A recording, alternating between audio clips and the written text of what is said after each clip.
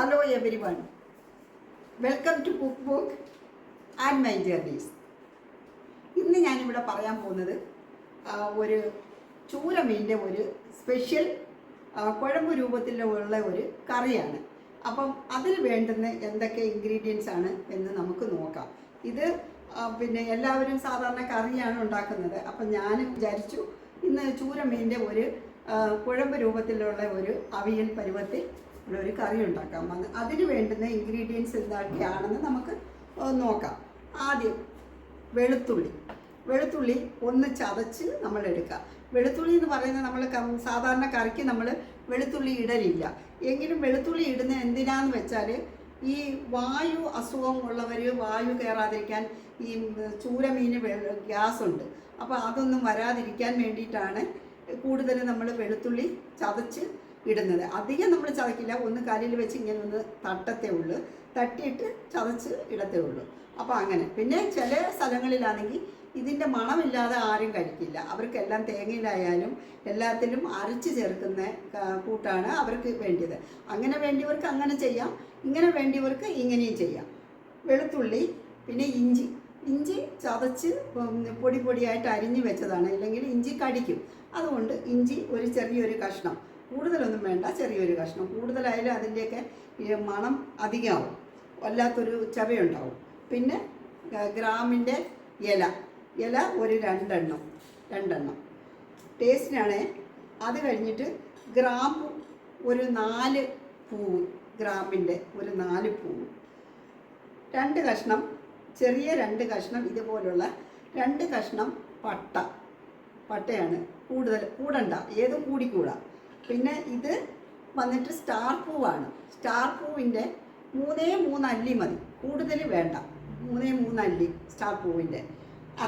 അത് കഴിഞ്ഞിട്ട് ഒരു ഇത്ര കുരുമുളക് നമ്മൾ പൊടിച്ചതല്ല, പൊടിക്കാത്ത കുരുമുളക് നമുക്ക് വേണം. കാരണം മല്ലിയുടെ കൂടെ ഇതിൻ്റെ കൂടെ എല്ലാം ഇട്ട് നമ്മൾ മുഴുവനെ തന്നെയാണ് വറുക്കുന്നത്. പണ്ടത്തെ കാലം തൊട്ടേ അങ്ങനെ തന്നെയാണ്, അല്ലാതെ പൊടിച്ചത് ഇടലില്ല. അത് കഴിഞ്ഞിട്ട് 2 പച്ചമുളക്, 2 3 പച്ചമുളക് ഇടാം. കാര്യം എന്താണെന്ന് വെച്ചാൽ പച്ചമുളക് ഇപ്പോഴത്തെ പച്ചമുളകിന് എരി കൂടുതലാണ്. അതുകൊണ്ടാണ് 2 3 പച്ചമുളക് കീറിയിട്ടാൽ മതി. അങ്ങനെ. അത് കഴിഞ്ഞിട്ട് പിന്നെ നമുക്ക് എന്താണെന്ന് വെച്ചാൽ കരിയപ്പല ഈ മല്ലി മുളകും ഒക്കെ വറുക്കാനിടുന്ന സമയത്ത് ഒരു 3-4 ഇതൾ കൂടുതൽ ഇങ്ങനെ ഇരിഞ്ഞ് ഇങ്ങനെ ഇടും, 3-4 ഇതൾ. പിന്നെ തക്കാളി ഇടുന്നവരും ഉണ്ട്, ഇടാത്തവരും ഉണ്ട്. നമ്മുടെ കേരളീയർ പണ്ടൊക്കെ കാലത്തൊക്കെ തക്കാളിയൊന്നും ഈ മസാല വറുക്കുന്നതിനൊന്നും ഇടലില്ല. പക്ഷേ ഇപ്പോഴത്തെ കാലത്ത് മിക്കവാറും ഉള്ളവർ തക്കാളി ഇടുന്നുണ്ട്. അതുകൊണ്ട് വേണമെങ്കിൽ ഇടാം, വേണ്ടെങ്കിൽ ഇടണ്ട. അപ്പോൾ അതൊരു 3 തക്കാളി. പിന്നെ മല്ലി വന്നിട്ട് പൊടിക്കാത്ത മല്ലിയാണ്, അത് വറുത്ത് നമ്മൾ പൊടിച്ച് അരയ്ക്കുന്നതാണ്, അതാണ് അതിൻ്റെ ടേസ്റ്റ്. പിന്നെ അത് കഴിഞ്ഞ് കാശ്മീരി മുളകെന്ന് പറയുമ്പോൾ നീണ്ട മുളവിനെയാണ് കൂടുതലും നീണ്ട് വളഞ്ഞ മുളവിനെയാണ് കൂടുതലും കാശ്മീരി മുളകെന്ന് പറയുന്നത്.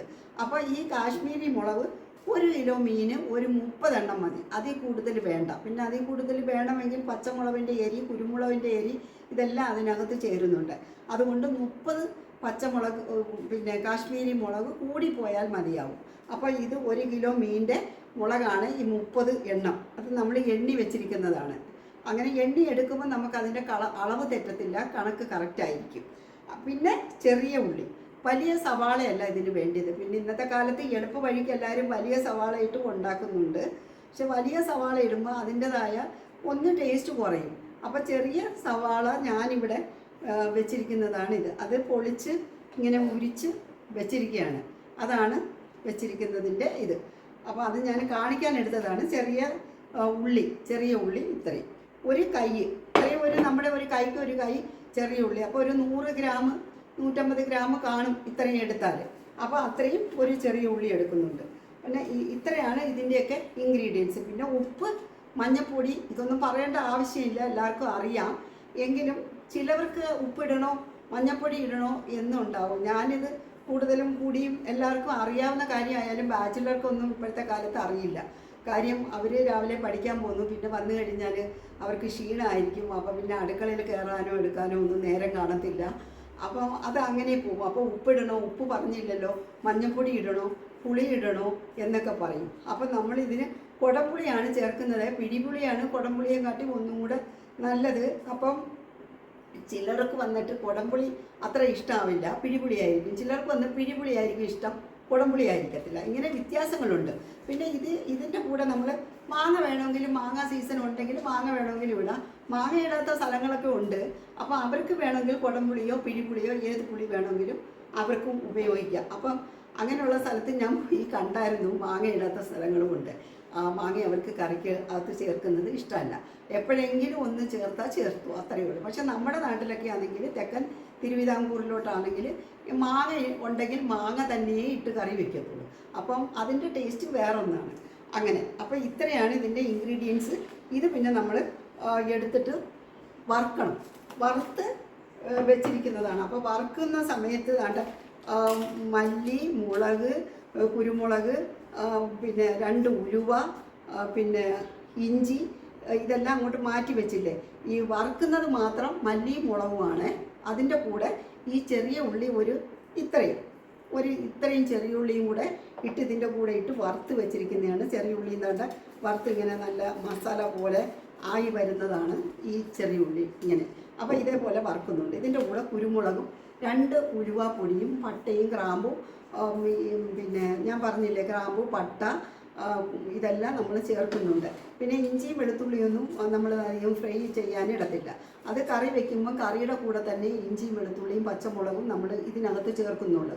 പക്ഷേ ജാതിപത്രി, ഇത് സ്റ്റാർ പൂവ്, ഇതെല്ലാം നമ്മൾ പട്ട, ഇതെല്ലാം വറുക്കുന്നതിൻ്റെ കൂടെ, മസാല വറുക്കുന്നതിൻ്റെ കൂടെ നമ്മൾ ചേർക്കും. ഇതെല്ലാം എന്ന് വെച്ചാൽ പിന്നെ സ്റ്റാർ പൂവ്, ഗ്രാമ്പ്, പട്ട, ഇതാണ് ഞാൻ ഇതെല്ലാമെന്നും പറയുന്നത്. പിന്നെ കുരുമുളക്, ഇത് ഇത്രയും കൂടി ഈ മല്ലിയും മുളകും വറുക്കുന്നതിൻ്റെ കൂടെ ഞാൻ ചേർത്തിട്ടുണ്ട്. പിന്നെ കുറച്ച് അധികം കരിയപ്പല ഒരു 3-4 അല്ലി ഇങ്ങനെ ഇറുത്തി എടുത്തത്, ഇതും അതിൻ്റെ കൂടെ ഈ മസാലയുടെ കൂടെ ചേർത്ത് വറുത്ത് വെച്ചിരിക്കുന്നതാണ്.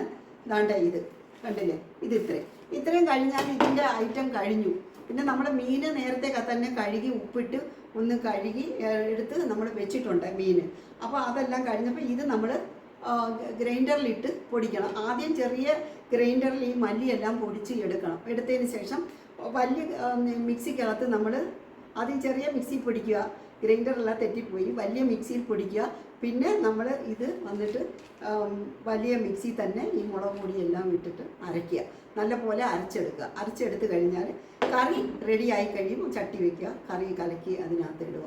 ഇത്ര തന്നെ ഉള്ള കാര്യം. അപ്പോൾ ഈസിയാണ്. പക്ഷെ നമ്മൾ പറഞ്ഞ് നിങ്ങൾക്ക് മനസ്സിലാക്കി തരുമ്പം കുറച്ച് നേരം കൂടുന്നുണ്ടാവും. അത് കുഴപ്പമില്ല, പഠിക്കുന്നതിന് വേണ്ടിയിട്ടല്ലേ. അപ്പോൾ അതുകൊണ്ട് നമ്മൾ പഠിച്ചെടുക്കാം. ഓക്കെ, നമ്മൾ അടുത്ത കറി ഉണ്ടാക്കുന്ന രീതി കാണിക്കാം.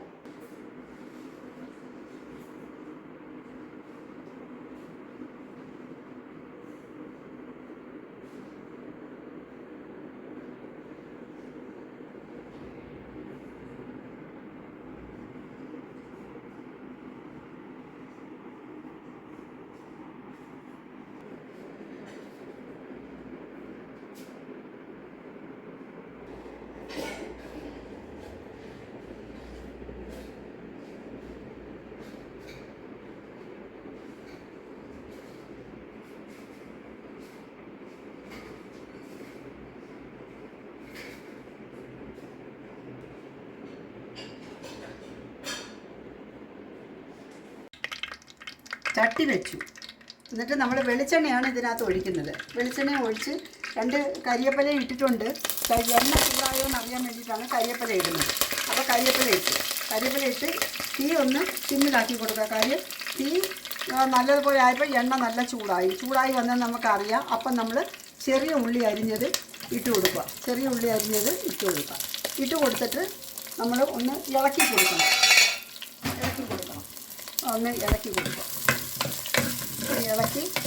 ഇളക്കി കൊടുക്കുമ്പോൾ അത് വഴണ്ടി വരും. അപ്പോൾ വഴണ്ടി വരുന്നതിന് മുമ്പ് തന്നെ ഇതിൻ്റെ കൂടെ നമ്മൾ ഇഞ്ചി ചതച്ച് അരിഞ്ഞു വെച്ചിരിക്കുകയാണ്.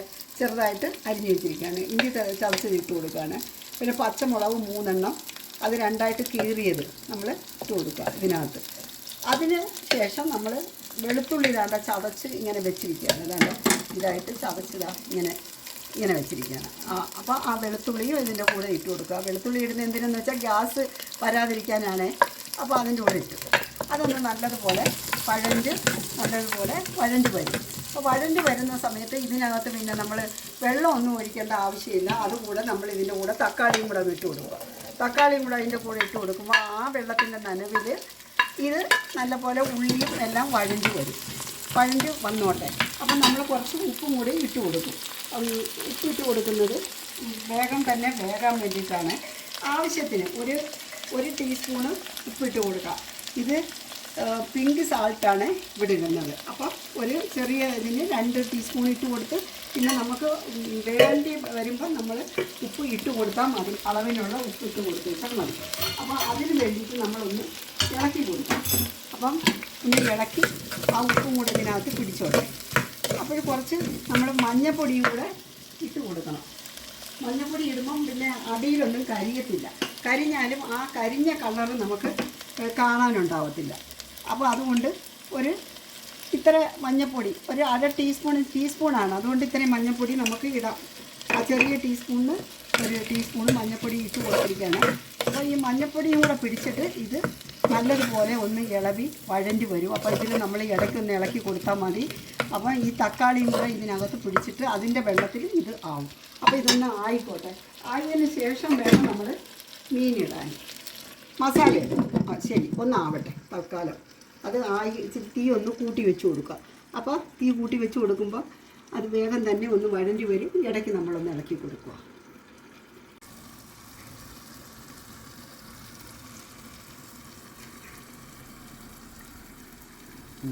എന്നിട്ട് നമ്മളിതൊന്ന് തുറന്ന് നോക്കുമ്പോൾ ഇത് വഴണ്ട് വന്നു. ഉള്ളിൽ വഴണ്ടിട്ടുണ്ട്. വഴണ്ടങ്ങ് നല്ലതുപോലെ വഴണ്ട് വരണ്ട. അപ്പോൾ ഏകദേശം വഴണ്ട് വന്നു. ഇനി മസാലയെല്ലാം ഇട്ട് വേവുമ്പോൾ പിന്നെ ഒന്നും കൂടെ വഴണ്ട് വരും. അപ്പോൾ ഈ പരുവം മതി. എന്നിട്ട് നമ്മൾ അതിൻ്റെ കൂടെ ഈ അരച്ച് വെച്ചിരിക്കുന്നതാണ്ട മസാല ഞാൻ കാണിച്ചില്ലേ. ആ മസാല ആദ്യം ചെറിയ മിക്സിയിൽ പൊടിച്ച് മല്ലിമുളകും പൊടിച്ച് പിന്നെ അത് കഴിഞ്ഞിട്ട് വലിയ മിക്സിയിൽ മുളക് മാത്രം ഇട്ട് പൊടിച്ച് എന്നിട്ട് കുറച്ച് വെള്ളം ഒഴിച്ച് നമ്മൾ അരച്ചതിന് ശേഷം ഈ മസാല ഇങ്ങനെ ഇതിനകത്ത് ഇടുക. അല്ല വെള്ളത്തോടെ അല്ല, വെള്ളമില്ലാതെ തന്നെ ഈ മസാല ഇതിനകത്തെല്ലാം അടിച്ച് നമ്മൾ ചേർത്തതിന് ശേഷം നമുക്ക് ആവശ്യത്തിന് കുറച്ച് വെള്ളം ഒഴിക്കാം.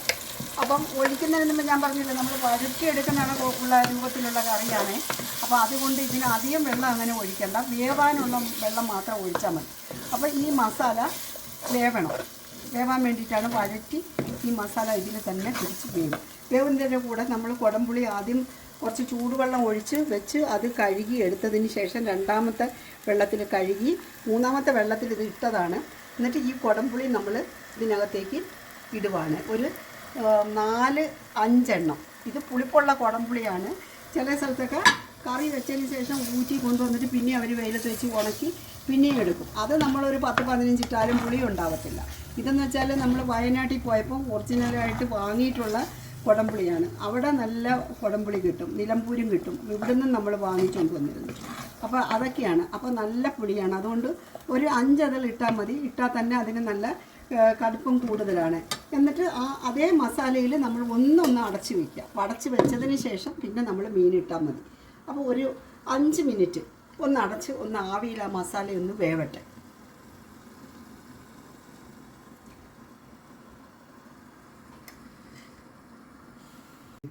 ഇനി നമ്മൾ അടപ്പ് തുറന്നൊന്ന് നോക്കുമ്പോൾ കണ്ടില്ലേ ആവി വന്നത്. എന്തോ ഒരു ആവി വന്നു.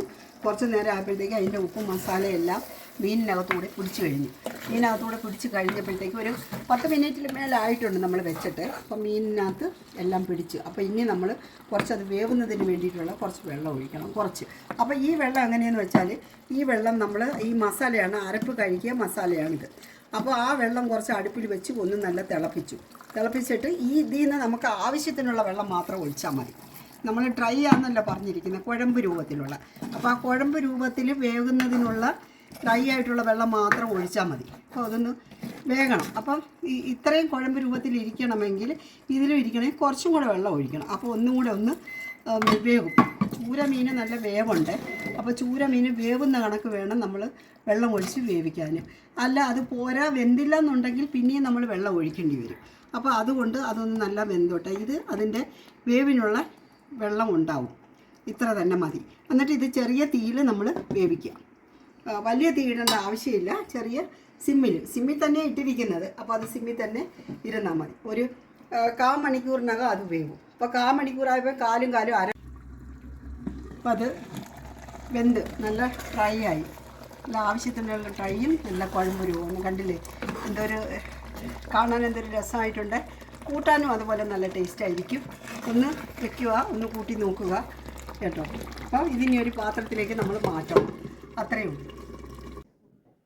അങ്ങനെ എന്തായാലും ഫിഷ് കറി റെഡി ആയി കഴിഞ്ഞു. നല്ല അടിപൊളി ഫിഷ് കറിയല്ല, ഫിഷ് കുഴമ്പ് രൂപത്തിലുള്ള നമ്മുടെ അവിയൽ പരുവത്തിലുള്ള ഒരു ഫിഷ് കറിയാണ്. എല്ലാവരും ഒന്ന് വെച്ച് നോക്കുക.